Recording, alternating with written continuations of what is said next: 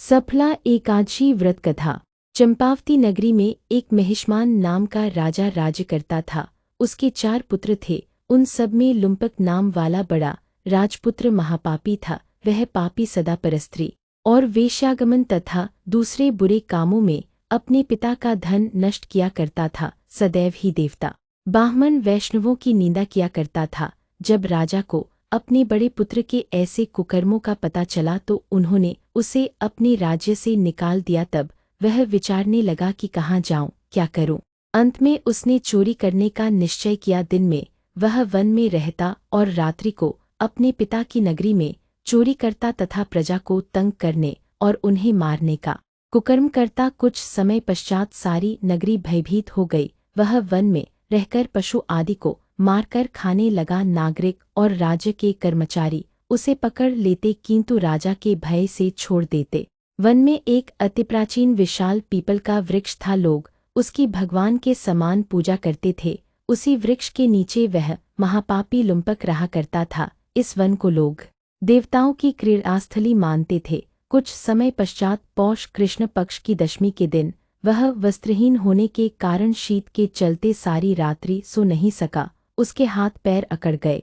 सूर्योदय होते होते वह मूर्छित हो गया। दूसरे दिन एकादशी को मध्याह्न के समय सूर्य की गर्मी पाकर उसकी मूर्छा दूर हुई। गिरता पड़ता वह भोजन की तलाश में निकला। पशुओं को मारने में वह समर्थ नहीं था। पेड़ों के नीचे गिर हुए फल उठाकर वापस उसी पीपल वृक्ष के नीचे आ गया। उस समय तक भगवान सूर्य अस्त हो चुके थे। वृक्ष के नीचे फल रखकर कहने लगा, हे भगवान, अब आपके ही अर्पण है, ये फल आप ही तृप्त हो जाइए। उस रात्रि को दुख के कारण रात्रि को भी नींद नहीं आई। उसके इस उपवास और जागरण से भगवान अत्यंत प्रसन्न हो गए और उसके सारे पाप नष्ट हो गए। दूसरे दिन प्रात एक अति सुंदर घोड़ा अनेक सुंदर वस्तुओं से सजा हुआ उसके सामने आकर खड़ा हो गया।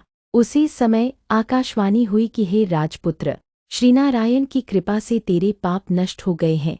अब तू अपने पिता के पास जाकर राज्य प्राप्त कर। ऐसी वाणी सुनकर वह अत्यंत प्रसन्न हुआ और दिव्य वस्त्र धारण करके भगवान आपकी जय हो कहकर अपने पिता के पास गया। उसके पिता ने प्रसन्न होकर उसे समस्त राज्य का भार सौंप दिया और स्वयं वन के रास्ते चल दिए।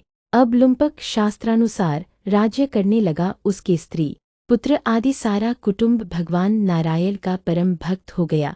वृद्ध होने पर वह भी अपने पुत्र को राज्य का भार सौंपकर वन में तपस्या करने चला गया और अंत समय में वैकुंठ को प्राप्त हुआ।